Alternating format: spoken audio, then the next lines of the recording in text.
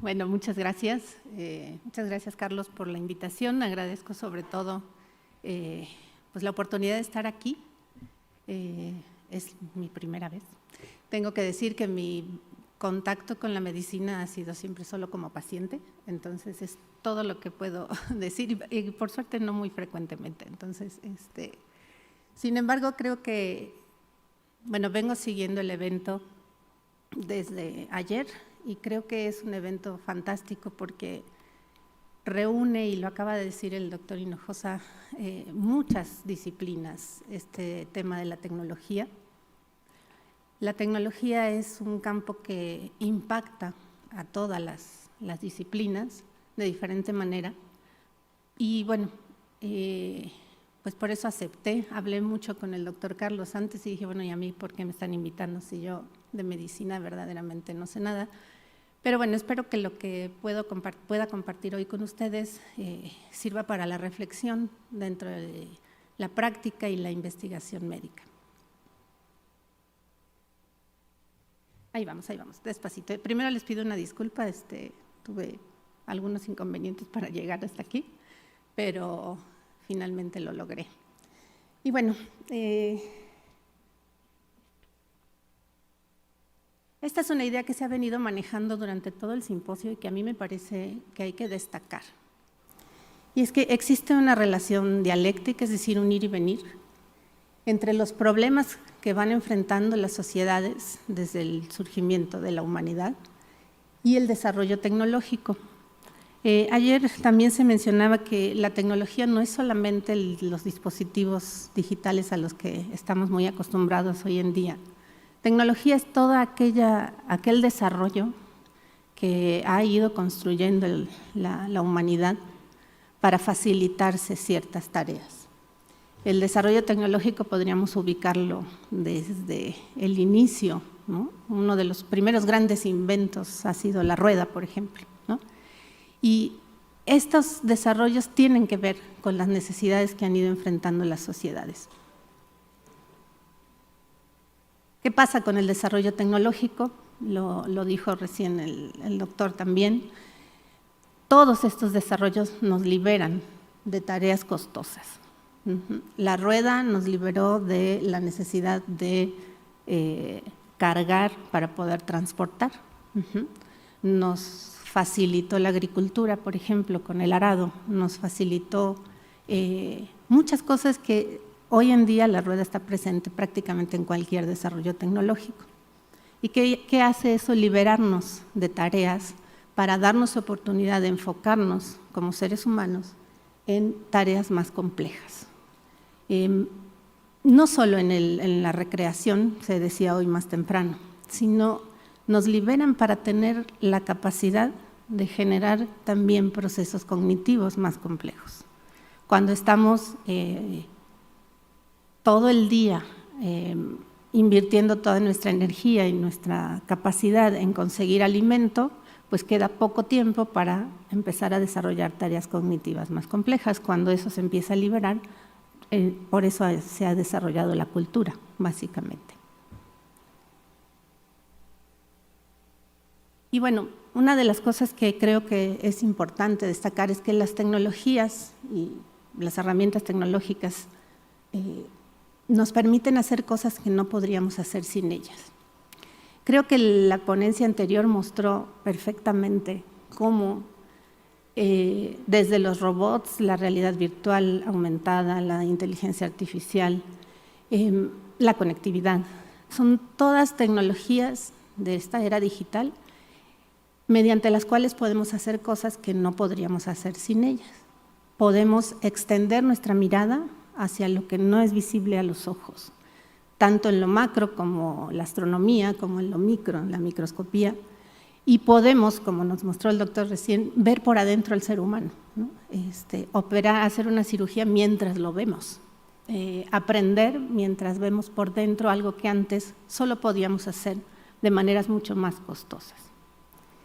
Esta idea quisiera dejárselas, porque muchas veces surgen nuevas herramientas y siempre nos preguntamos si eso va a acabar con todo lo anterior, si Por ejemplo, bueno, se habló en este simposio mucho del ChatGPT y de todos los impactos que va a tener o tiene. Y en general, cualquier desarrollo nuevo genera miedo. Y el miedo es a que la tecnología pues, termine por controlarnos o reemplazarnos. Sin embargo, pues eso nunca ha pasado. Y en realidad lo que ha pasado es que siempre los desarrollos tecnológicos nos abren puertas para cosas que no podíamos hacer antes. Algunas terribles, ¿no? Como la bomba atómica, y otras muy, muy interesantes o muy benéficas, pero siempre nos da oportunidad de hacer cosas que no podíamos hacer antes. Y esta idea tendría que servirnos siempre para enfrentar cualquier nueva herramienta que surja. Por supuesto, las tecnologías digitales tienen ventajas y límites.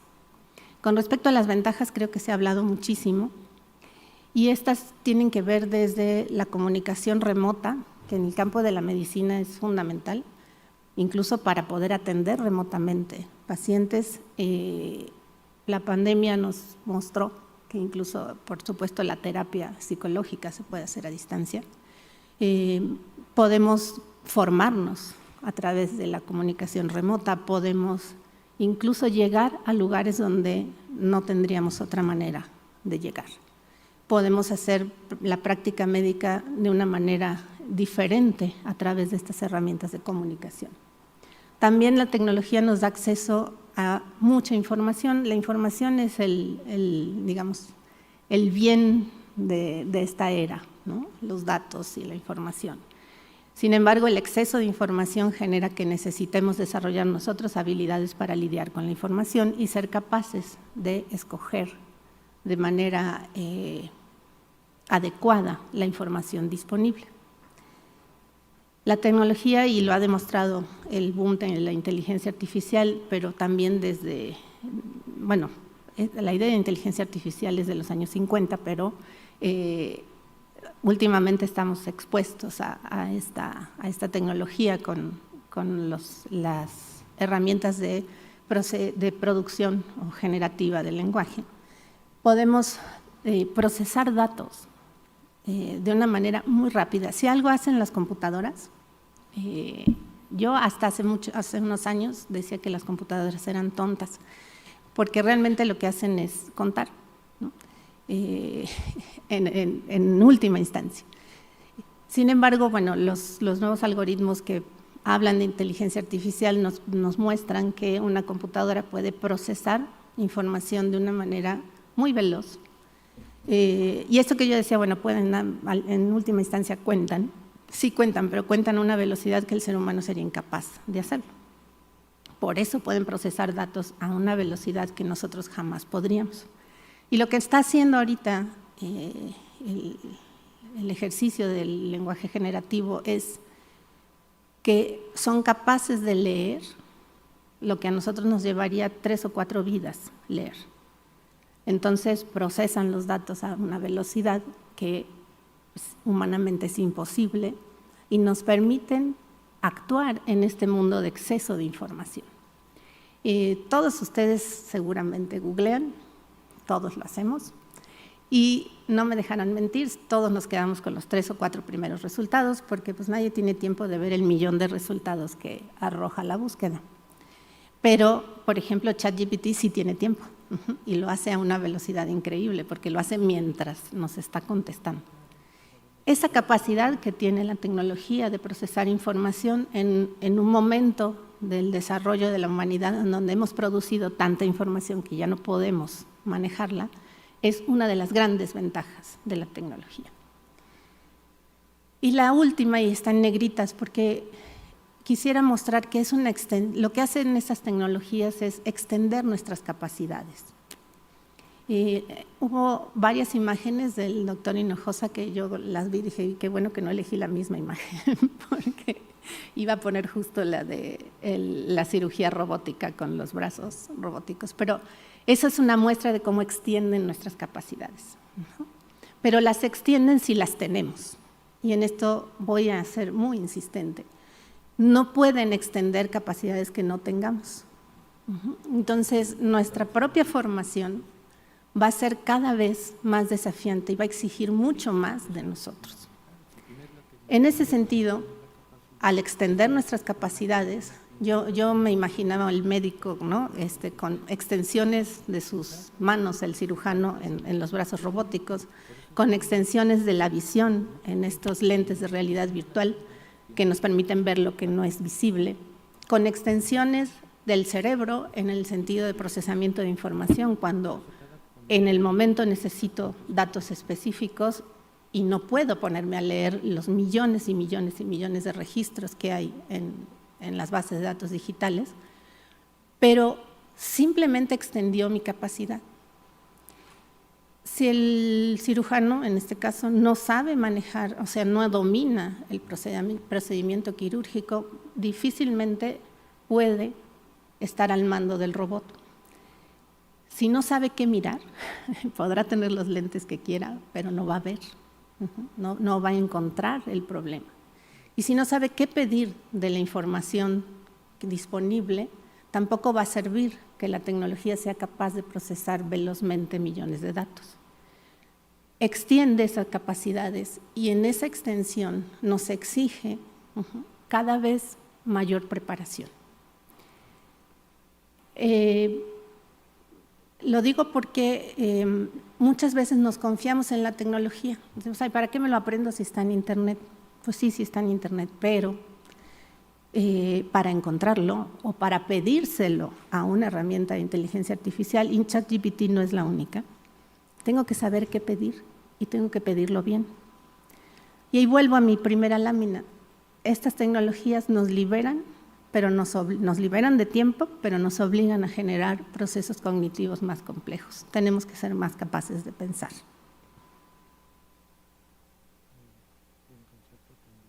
Y bueno, no elegí las mismas imágenes, pero puse justo cómo la tecnología extiende las capacidades del médico o la médica. Nos permite, los microscopios digitales, por ejemplo, nos permiten analizar imágenes en alta definición donde el ojo no es capaz de llegar y nos permite ver lo que no es visible a nuestros ojos. Sin embargo, insisto, yo, por ejemplo, que no tengo ninguna preparación médica, no veo nada en esa imagen. Bueno, sí la veo, pero pues no sé qué es, o sea, no sé qué observar. La capacidad de observar y de detectar y de entender y de utilizar eso en favor de un tratamiento, de una cirugía o de la salud de un paciente está en la formación de la persona. Igual los brazos robóticos o la telemedicina, la capacidad de romper fronteras, ¿no?, geográficas que nos da la tecnología, no sirve de nada si no hay un ser humano al mando capaz de hacer algo con esa tecnología. Y bueno, quisiera hablar sobre todo de los límites. Sí se ha hablado en el simposio, pero creo que justo aquí es donde yo puedo aportar un poco más.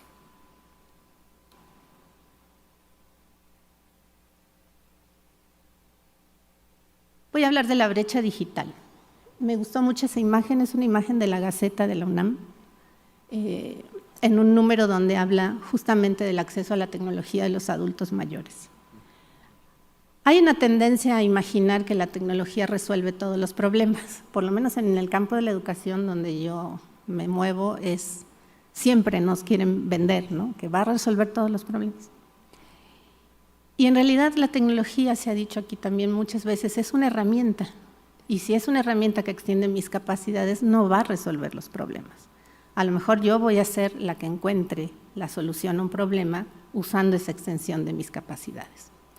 Cuando se dice, bueno, es que a través de la tecnología podemos llevar los servicios de salud a las poblaciones vulnerables, a los lugares donde no llega nada, pues yo me lo pregunto porque justamente en esos lugares están las personas, como este señor, que no puede actuar, no puede interactuar con la tecnología y que le vamos a llevar o vamos a creer, sobre todo en las políticas gubernamentales, que estamos resolviendo un problema cuando en realidad estamos generando otro, que es, ok, podemos hacer todo ese desarrollo, pero no le va a llegar porque la persona no es capaz o no tiene las habilidades de utilizar por lo menos un celular. Y en esa situación está mucha gente, en nuestro país hay mucha gente que no tiene esas habilidades tecnológicas. Y siempre decimos, ay, bueno, pero están los jóvenes, que los jóvenes traen el chip integrado y entonces ya con eso lo solucionamos, y no es cierto. Los jóvenes tampoco tienen las habilidades por ser jóvenes. Las tienen si han podido tener interacción con estas herramientas tecnológicas. Y estar expuestos a esa interacción, lamentablemente, y como en todo, hay una brecha, y una brecha que es la brecha de la pobreza. La brecha de la pobreza hace que se sumen otras, como la falta de acceso a la salud, la falta de acceso a la tecnología, pero no solo al dispositivo, no es solo un acceso material, es un acceso intelectual. Hay que construir conocimientos, habilidades y sobre todo los códigos culturales que se requieren para participar socialmente en situaciones mediadas por tecnologías digitales.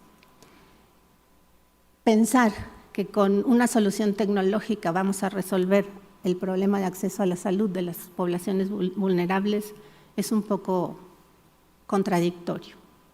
En este sentido, necesitaríamos pensar en cómo tenemos mediadores digitales que ayuden a que esto que queremos hacer llegar realmente llegue. Yo no me imagino un campesino de Veracruz o de Guerrero de más de 60 años, que es cuando más necesita un servicio de salud, interactuando, sacando una cita por internet con un teléfono celular. Y no es que no me lo pueda imaginar, es que conozco la situación. Y no necesitamos irnos a la sierra o a poblaciones alejadas. En la Ciudad de México tenemos un alto porcentaje de adultos mayores que no saben o no tienen acceso a la tecnología. Entonces, eso requiere pensar más interdisciplinariamente, es decir, no solo generar una solución desde un campo, sino pensar cómo eso se acompaña de distintos elementos para que eso tenga éxito. Enseñarle a usar tecnología a adultos mayores requiere de mucha formación también del formador, ¿no? De quien va a interactuar. Y a lo mejor, por supuesto, esto no lo puede hacer ni los médicos, ¿no? Tienen que hacer otras cosas. Entonces, habría que acompañar estas políticas públicas de otro tipo de acciones formativas o de apoyos. Es cierto, todo se digitaliza, pero si ustedes van a los lugares donde llegan, por ejemplo, los apoyos gubernamentales a través de tarjetas de banco o del bienestar, siempre hay alguien más que está ayudando, porque la persona que recibe el apoyo no puede con su tarjeta. Entonces, bueno, la brecha digital es una presencia, no solo en poblaciones con rangos de edad avanzada, también en situaciones rurales, en situaciones donde incluso hay comunidades en México que todavía no hablan español, y digo todavía porque en algún momento van a tener que hacerlo, no porque deban hacerlo, pero no nos comunicamos con ellos en sus lenguas. Y es muy difícil, y perdón que lo diga, voy a decir cosas que a lo mejor suenan a crítica, pero más que crítica es tratar de poner en la mesa que estas tecnologías, los chatbots, los avatares, etcétera, están diseñadas, desarrolladas desde un pensamiento urbano de cierto rango social. Y eso pues es muy bueno, les sirve a algunos rangos de población, pero no a todos. Y un paciente que apenas habla español y que llega a un hospital, me ha tocado verlo, un hospital del ISSSTE en una pequeña ciudad de Hidalgo, y no habla la lengua, ¿ok? Y la habla más o menos, y el que lo recibe no tiene idea de cómo interactuar. El chatbot menos, porque el chatbot está programado en español. No tengo nada contra los chatbots, sino con que, como insisto, tendríamos que pensar en interactuar también a través de otras lenguas.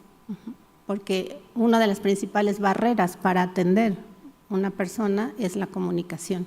Y si no podemos comunicarnos en español, tendríamos que tener ayudas que extiendan nuestras capacidades, porque tampoco vamos a hablar todas las lenguas indígenas de este país.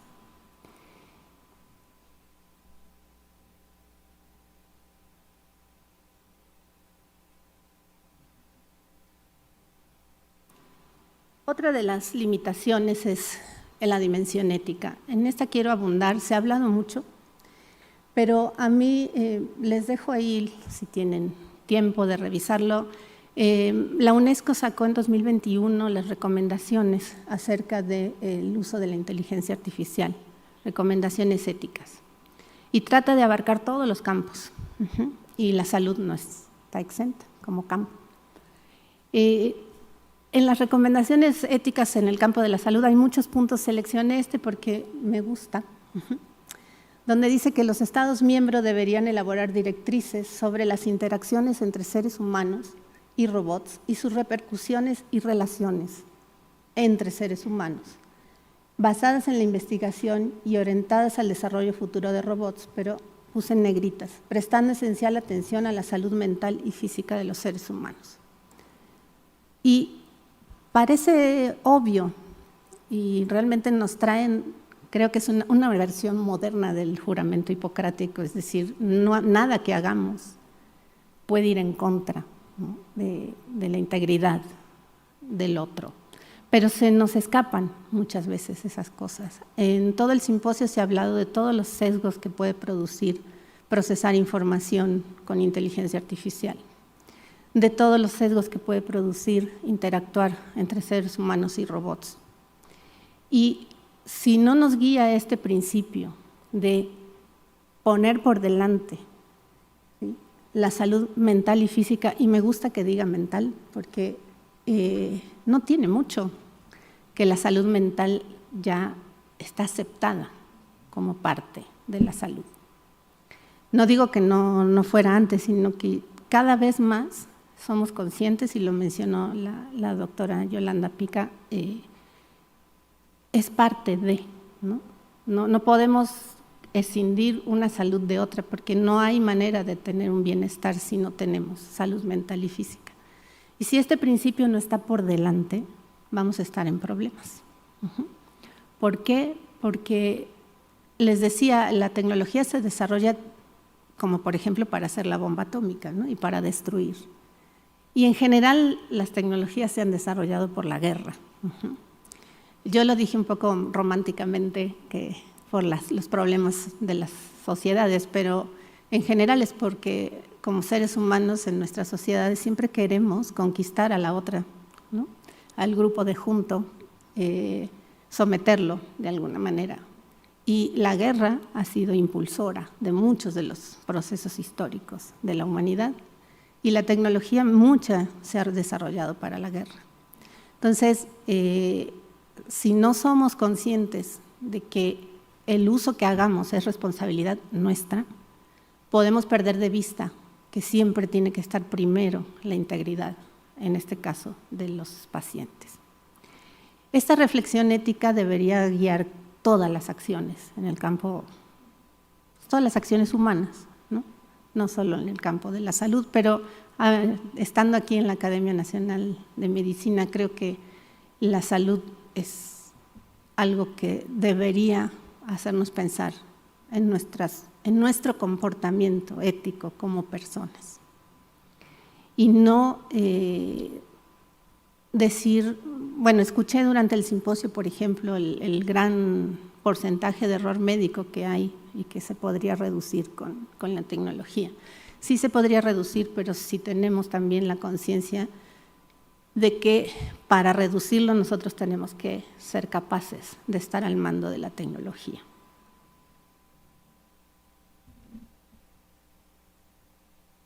Otra de las recomendaciones de la UNESCO tiene que ver con el medio ambiente. Y subrayé en negritas, viene en el mismo documento, lo pueden buscar como recomendaciones éticas sobre la ética de la inteligencia artificial de la UNESCO. Y en el campo de los problemas medioambientales destaco la última frase. En los casos en que haya impactos negativos desproporcionados al medio ambiente, no debería utilizarse la inteligencia artificial. Claro, la UNESCO nada más hace recomendaciones, no puede legislar, pero yo creo que si esto nos lo llevamos puesto, aplica. No necesito hacer uso de la inteligencia artificial para cualquier cosa, ni de la tecnología. Cada vez que hacemos like, cada vez que decimos, ¡ay, qué bonito, me gustó!, cada vez que publicamos algo en redes sociales, dejamos una huella de carbono. La huella individual es ínfima, pero procesar datos con algoritmos de inteligencia artificial consume una cantidad de energía y, por lo tanto, de agua, aunque ustedes no lo vinculen, que puede acabar con nuestro planeta muy pronto. Ayer decían, bueno, la inteligencia artificial puede producir más cambio climático, pero también nos puede ayudar a luchar contra el cambio climático. Son esos los dilemas éticos. ¿Cuándo voy a usar tecnología de inteligencia artificial? Entonces, ser conscientes de eso para no usar tecnología cuando realmente se puede hacer con otra cosa. Tecnología digital, digo yo, ¿no? Es decir, si yo puedo caminar y preguntarle a alguien, pues mejor no uso Google Maps, ¿no? Para ir ahí con el teléfono consumiendo internet y energía. Ya, si me perdí como me pasó hoy a mí, pues sí, ¿no? Aunque realmente los que me salvaron fueron personas, ¿no? Si yo puedo hacer cosas en el campo de la educación, por ejemplo, si yo puedo resolverlo con papel, lo resuelvo con papel. Y me van a decir, no, porque los papel y la tala de árboles. Y cuando decimos que usar tecnología es verde, porque no usamos papel, yo lo dudo.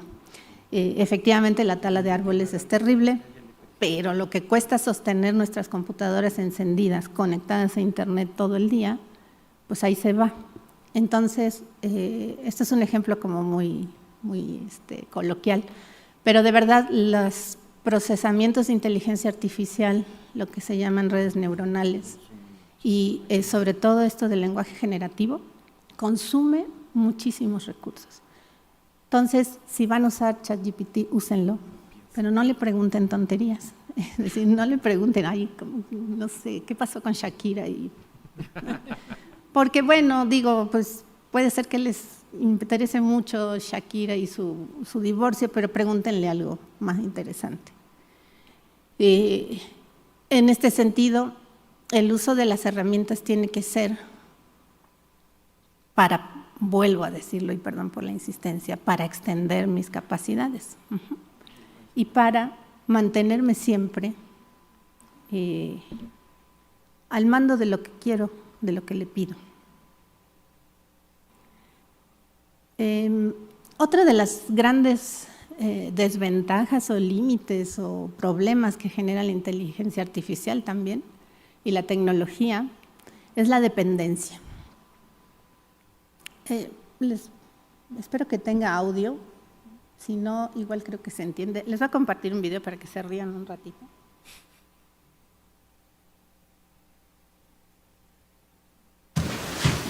Playing jazz.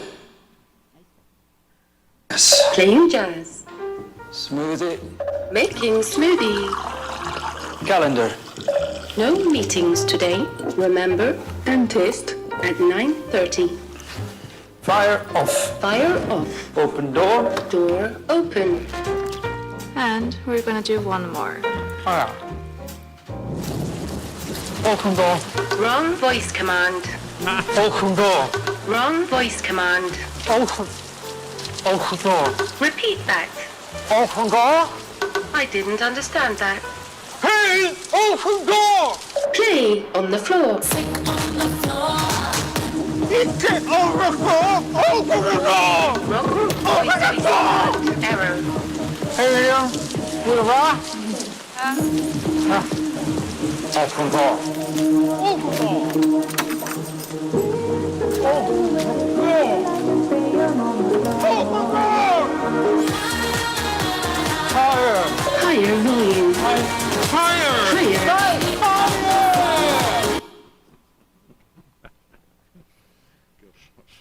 Bueno. Play jazz. Ese video me gusta mucho porque muestra cuándo a veces usamos tecnología para cosas que no hacen falta, ¿no? Yo creo que somos casi todos capaces de abrir la puerta, encender el fuego, hacernos un jugo. Y en ese sentido la dependencia puede generar, es muy chusco el video, pero puede generar dependencias que pueden ser desastrosas, ¿no? En la mañana, cuando venía en camino escuchando el evento, un ponente decía, bueno, ¿y qué pasa si no hay internet, no? Nos morimos, no sabemos hacer nada, no podemos hacer una cirugía, no podemos atender a un paciente, o no sé si les ha pasado 1000 veces llegar al banco y que les digan no hay sistema, ¿no? Dicen, como no hay sistema, no podemos hacer nada y entonces pues, nos volvemos mancos y ya no podemos hacer absolutamente nada. La dependencia tecnológica, y ahora quiero poner un poco más seria, también tiene que ver con quién desarrolla la tecnología. Por supuesto, los grandes desarrollos tecnológicos, que como dije hace un ratito, son un producto de la guerra, también son producto de la guerra económica, ¿no? Ahí tenemos ahorita una pelea, creo que prometida entre Elon Musk y el, ¿cómo se llama el chavo de Facebook? Zuckerberg, ¿no? Pero hay una guerra económica, una guerra por quién es más rico, quién es más poderoso, que no necesariamente tiene que ver con el bien de la humanidad, ¿no? Ya voy. Elon Musk decidió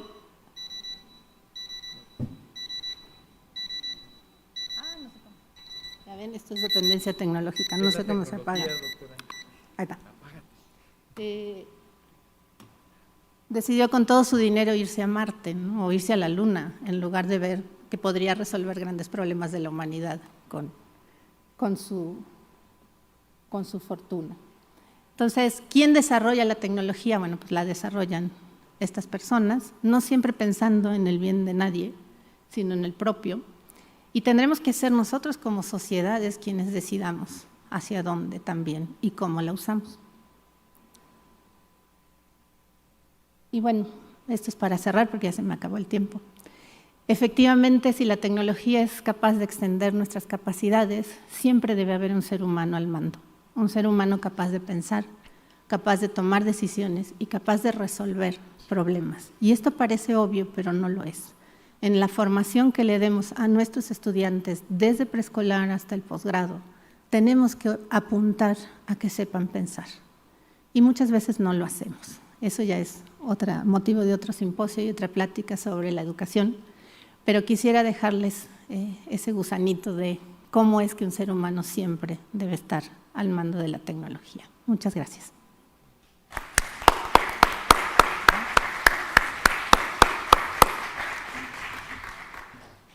Muchas gracias, doctora Kriskowski. Muy amable. Muy interesante plática. Quizá una observación primero y después una pregunta. Una observación es que sí, efectivamente hay una limitación con estas nuevas inteligencias artificiales y chats que generan conversaciones y lenguaje. Una es justamente el idioma, ¿no? Sin embargo, las últimas versiones de ChatGPT 4 hablan más de 30 idiomas, ¿no? Y es impresionante que pueden inclusive hacer comentarios en lenguas indígenas, ¿no? Esto cada vez va mejorando más en ese sentido, ¿no? Y mi pregunta es algo que comentaba ayer con una amiga, y que usted se dedica justo al área de cómo incorporar el cómputo en la infancia y en las personas jóvenes. ¿Usted cómo vería que una persona que está en secundaria, en preparatoria, descubriera, si es que no lo ha hecho, que existe el ChatGPT y con eso hiciera su tarea? Pues yo sería la primera en pedírselo. Es decir, si yo estoy al mando, y ahí me pongo en mi posición docente, lo primero que haría, este semestre no doy clase, sino ya lo hubiera hecho, es vamos a hacer una investigación y le vamos a preguntar a ChatGPT. Y lo vamos a hacer juntos, porque, bueno, primero lo que les quiero decir es ChatGPT les va a contestar en función de dos cosas. Una, la precisión de la pregunta o el prompt que se ha dado en llamarle. Y la otra es en función de la información disponible en Internet. ¿Qué hay disponible en Internet? Pues de todo. Hasta 2021. Eso también hay que aclararlo, ¿no? Entonces, yo que sé eso, lo que tengo que hacer con mis estudiantes y también con los docentes que no conocen las herramientas es ayudarlos a entender cómo funciona, para que sean capaces de analizar la respuesta y los límites de la respuesta. Los invito a hacer un ejercicio con ChatGPT en un campo que ustedes dominen, porque el problema es que si yo le voy a preguntar algo sobre cirugía cardiovascular, pues lo que me diga me lo voy a creer, porque, pues, ¿no? O sea, lo más que puedo hacer es hacer uso de mi capacidad de lectura crítica y ver si está bien escrito, si tiene sentido lo que me está diciendo, pero nada más. Si yo hago una búsqueda en un campo donde yo soy experta, le voy a poder hacer mejores preguntas, por un lado, y voy a poder validar el resultado. Y esto no está nada lejos de lo que antes de esta herramienta hacíamos con las búsquedas en Google. Todos los estudiantes, incluso muy chiquitos, buscan en Google, ¿no? Y para los niños pequeños, Google es sinónimo de Internet.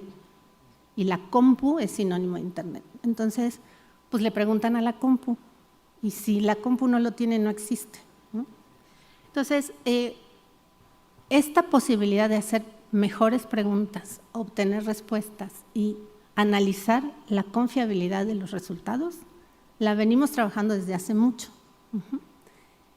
Pues es lo mismo. La diferencia, ahora sí, ayer había una imagen muy bonita en una de las presentaciones, es que Google nos decía, búscalo aquí, nos apuntaba dónde está la información. Y ChatGPT lo que hace es que la lee toda y me da un resumen. Y la lee en instantes, o sea, es impresionante, ¿no? Pero de todas maneras, lo que está haciendo es pues, leer todo lo que hay y hacer una síntesis, buena o mala, pero soy yo quien tiene que tener la capacidad de decidir y evaluar qué fue lo que hizo. Ya no lo traje porque no me iba a dar el tiempo. Yo hice para otra presentación un ejercicio donde le pregunté a ChatGPT una definición de inteligencia, me la dio. Después le pregunté, bueno, ¿y esa definición que me diste, cómo se diferencia de la definición de inteligencia de Jean Piaget, que es un epistemólogo del siglo pasado que ha dado mucha luz sobre los procesos de aprendizaje? Y ya me sacó, ¿no? Me dijo, ok. Y me dijo, y la publicó en tal libro, ok.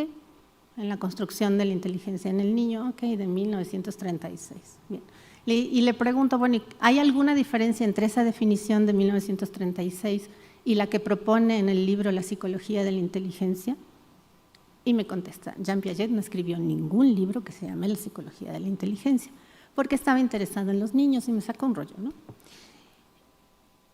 Pues yo me podría haber ido muy contenta. El problema es que yo sí leí La psicología de la inteligencia, sé que existe y sé que tiene una variación, no de la definición general, pero fue profundizando porque es un libro posterior. Entonces, esto es nada más para mostrar, si yo estoy al mando, yo puedo validar lo que me contesta. La otra cosa que quisiera decirles es que, entonces vuelvo a tu pregunta, yo sería la primera en usarlo y en enseñarles a validar, a evaluar, a construir criterios para estar seguros de lo que estamos recibiendo. Y, perdón, pero eso no es solamente en secundaria.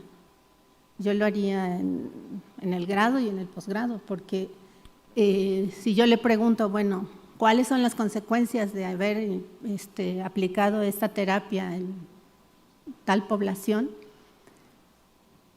Pues me puede contestar alguna cosa que no es correcta. Por otro lado, en general, ChatGPT contesta cosas bastante, como lo que hace es leer todo lo que hay en Internet.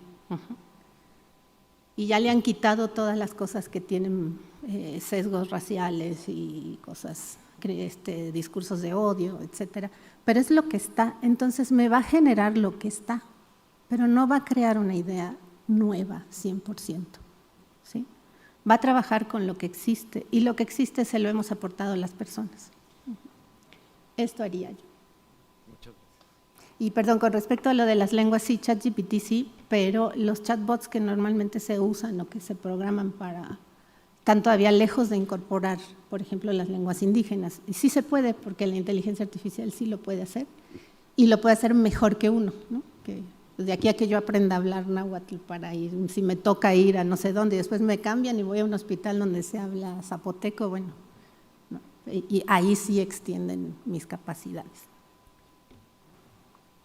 Muchas gracias, doctora Kriskowski, por esta excelente charla de cómo aplicar todos estos nuevos desarrollos a los procesos educativos. Muchas gracias. No, gracias. Gracias por la invitación.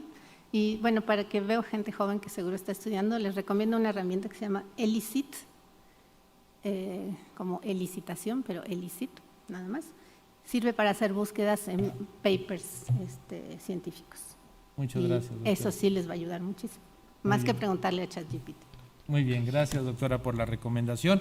Y bueno, vamos a pasar a un receso de 20 minutos y luego volvemos aquí al recinto para la segunda parte del seminario de este día. Gracias.